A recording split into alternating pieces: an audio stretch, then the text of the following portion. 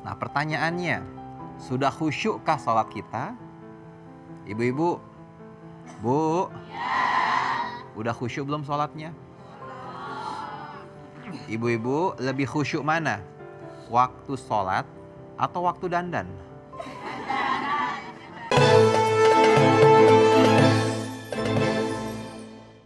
Bismillahirrahmanirrahim. Sering kita mendengar kalimat yang penting sholat. Seolah-olah sholat hanya sekedar kewajiban yang harus dicentang. Seperti daftar tugas yang selesai begitu saja. Padahal jika kita renungkan lebih dalam, sholat bukan hanya sesuatu yang penting untuk dilakukan, tapi sholat adalah sesuatu yang harus menjadi penting dalam bagian hidup kita. Karena sholat bukan sekedar gerakan berdiri, ruku' dan sujud. Sholat adalah saat di mana seorang hamba kembali mengingat Robnya. Saat kita yang sibuk dengan dunia ini berhenti sejenak untuk menyadari bahwa hidup ini ada yang mengatur. Namun seringkali yang terjadi, kita masih sering menunda sholat karena pekerjaan, karena kesibukan, bahkan karena hal-hal yang sebenarnya tidak terlalu penting. Kita baru ingat sholat ketika semua urusan dunia sudah selesai. Padahal justru dengan sholatlah hati akan menjadi tenang, pikiran menjadi jernih, dan hidup menjadi lebih terarah. Maka pertanyaannya hari ini bukan lagi sekedar yang penting sholat, tapi sudahkah kita menjadikan sholat benar-benar penting dalam hidup kita? Bukan hanya dikerjakan, tapi juga dijaga, dihargai, dan dirindukan. Ibu, puasa hari ini? Alhamdulillah. Udah sholat hari ini? Alhamdulillah. Inna sholata tanha anil fahsyai wal munkar.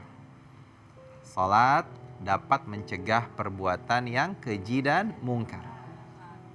Jadi harusnya ibu-ibu, ya, ketika kita betul melaksanakan salat kita, maka hal-hal buruk yang ada dalam diri kita itu harusnya hilang. Kita tidak ingin lagi melakukan hal-hal yang tercela, hal-hal yang tidak disukai Allah, sesuatu yang membuat diri kita berdosa, tidak. Tapi itu catatannya kalau sholatnya benar. Nah pertanyaannya, sudah benarkah sholat kita hari ini? Udah belum? Sudah khusyuk belum sholatnya hari ini? Belum? Padahal kata Allah di surat Al-Mu'minun, qad aflahal mu'minun alladzina hum fi sholatihim khashi'un. Sahun aja. Tadi pagi sahur apa?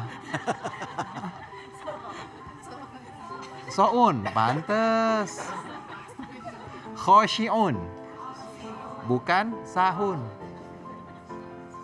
Sungguh beruntung orang-orang yang khusyuk dalam sholatnya. Nah pertanyaannya, sudah khusyukkah sholat kita? Ibu-ibu, Bu, udah khusyuk belum sholatnya? Ibu-ibu lebih khusyuk mana? Waktu sholat atau waktu dandan? Atau waktu lagi main HP? Berapa menit ibu-ibu kalau dandan? 1 jam. Apa aja itu yang diiniin? Bayangkan, kita untuk urusan dunia bisa menghabiskan waktu sampai 1 jam. Bahkan mungkin kalau kita lagi main HP ya Bu, bisa seumur hidup ya. Seluruh waktu kita seharian tidak bisa lepas dari handphone. Tapi ketika sholat, berapa waktu yang dibutuhkan untuk sholat? 5 menit? 10 menit mungkin? Kalau ibu lagi senang mungkin 3 menit, jalur cepat ya. Jalan tol. Kalau lagi banyak masalah, agak lama doanya, 10 menit. 10 menit dikali 5 berapa ibu? 50 menit. Hanya 50 menit, bahkan kurang dari 1 jam. Dari 24 jam yang Allah berikan kepada kita, kenapa kita tidak mau menyisihkan sedikit waktu saja untuk Allah? Dan ketika kita memprioritaskan Allah, mengutamakan Allah dalam sholat, maka Allah juga akan memprioritaskan kita dalam urusan keseharian kita. Kan kita sering ya, ibu-ibu misalkan nih, lagi mungkin arisan ya, lagi meeting, lagi ngopi, biasanya sholat tuh dientar-entarin kan. Antar aja deh. Padahal kalau kita melaksanakan sholat di awal waktu, bisa jadi dan pasti terjadi keberkahan Allah akan turun kepada kita. Contoh, kita lagi meeting misalkan, pemirsa di rumah lagi meeting penting dari jam 11 sampai jam 3 misalkan dijadwalkan. Ketika datang waktu zuhur di jam 12, maka tinggalkan meeting itu. Sholat. Jangan mikir, nanti aja deh, lagi tanggung. Sering gitu ya, nanti hilang nih idenya. Jangan. Justru ketika kita sholat, saat meeting yang sangat penting, Allah turunkan keberkahan. Setelah selesai sholat, malahan meeting yang tadinya dijadwalkan 4 jam, itu bisa selesai hanya dalam waktu 2 jam. Dan dengan tingkat produktivitas yang jauh lebih baik dibanding kita meeting 4 jam. Kenapa? Karena ada keberkahan Allah yang turun. Karena Allah sangat mencintai orang-orang yang sholat tepat pada waktunya. Bagaimana cara menghitung sholat tepat waktu? Kita bagi 3 saja. Dari setiap waktu sholat kita bagi 3. Sepertiga awal itu adalah awal waktu. Sepertiga tengah adalah tengah waktu. Sepertiga akhir adalah akhir waktu. Contoh, sholat zuhur berapa jam waktunya kurang lebih? 3 jam. Dari jam 12 sampai jam 3 ya. Berarti 1 jam pertama adalah awal waktu, 1 jam kedua tengah waktu, 1 jam ketiga akhir waktu. Jangan malah setelah akhir waktu. Injury time namanya ibu itu. Ya. Kalau kita sholatnya dilama-lamain, Allah pun akan ngelama-lamain apa yang kita mau. Ibu kalau dapat uang bulanan dari suami, maunya di depan apa di belakang? Depan. Maunya duluan apa nanti aja? Duluan. Maunya banyak apa dikit? Kelihatan memang ini. Tapi kalau sholat, di awal waktu apa akhir waktu? Tengah. Aman, main aman, tengah. Usahakan di awal waktu. Coba deh. Karena sholat itu adalah sarana, media, konektivitas terbaik kita dengan Allah. Kata Allah, innani anallah, la ilaha illa ana, fa'budni wa aqimis salata li dzikri. Ini saya Allah. Tidak ada Tuhan selain saya. Maka menyembahlah kepada saya, beribadahlah kepada saya. Dengan cara apa? Wa aqimis shalah, dirikanlah salat. Untuk apa? Li dzikri, ingat kepada saya. Maka sholat adalah konektivitas terbaik kita dengan Allah. Ketika kita sholat, ada kabel yang lurus ke atas menuju Allah. Sehingga sejauh apapun kita melangkah, selama kabel itu masih ada dalam diri kita, maka kita bisa kembali lagi kepada Allah. Oke, luar biasa. Masya Allah. Perbaiki sholat, maka Allah akan lancarkan urusan dunia dan juga akhirat. Terima kasih Pak Ustadz. Pemirsa, Assalamualaikum warahmatullahi wabarakatuh. Waalaikumsalam warahmatullahi wabarakatuh. Pemirsa penyejuk hati, seringkali kita mengatakan yang penting sholat. Tapi dari tausiah tadi kita belajar, ternyata sholat bukan hanya sekedar yang penting dilakukan, tapi sholat itu memang sangat penting untuk dijaga, diperhatikan, dan dihadirkan hatinya. Karena sholat bukan hanya kewajiban 5 waktu, sholat adalah waktu kita untuk berhenti sejenak dari urusan dunia, untuk kembali mengingat Allah, menenangkan hati dan memperbaiki diri. Kadang-kadang kita terlalu sibuk dengan pekerjaan, dengan urusan rumah tangga, dengan banyak hal dalam hidup. Sampai tanpa sadar, sholat justru menjadi hal yang paling sering kita tunda. Telah hadir bersama kita Bapak Munawir Ngacir dan juga Ustadz Asad. Dan saya Camar Hainda, bertemu lagi di program kesayangan kita semua, Penyejuk Hati. Ya, sejuk di hati.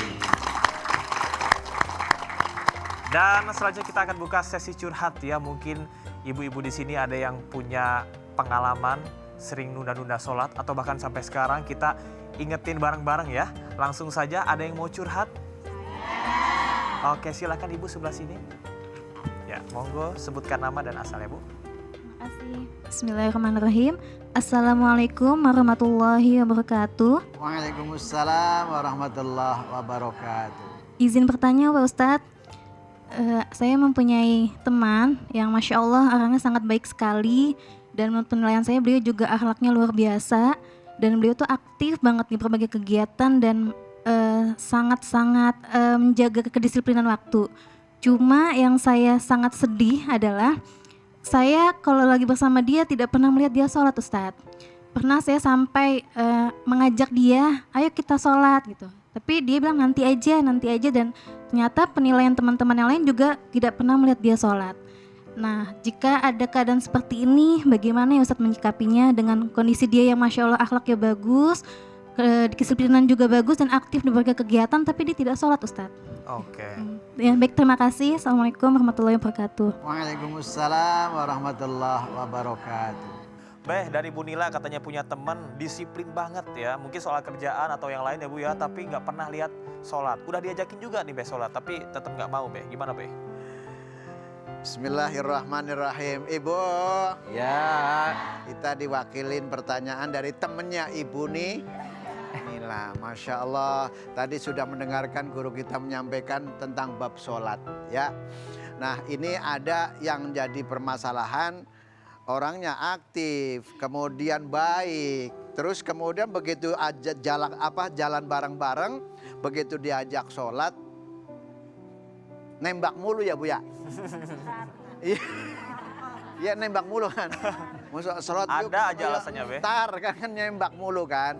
Nah, lalu bagaimana kita sebagai teman untuk menyikapi bahwa ketika saudara kita minimalkan kita kepingin rasa iba, bagaimana biar dia secara pandangan manusia baik dan juga pandangan Allah juga baik.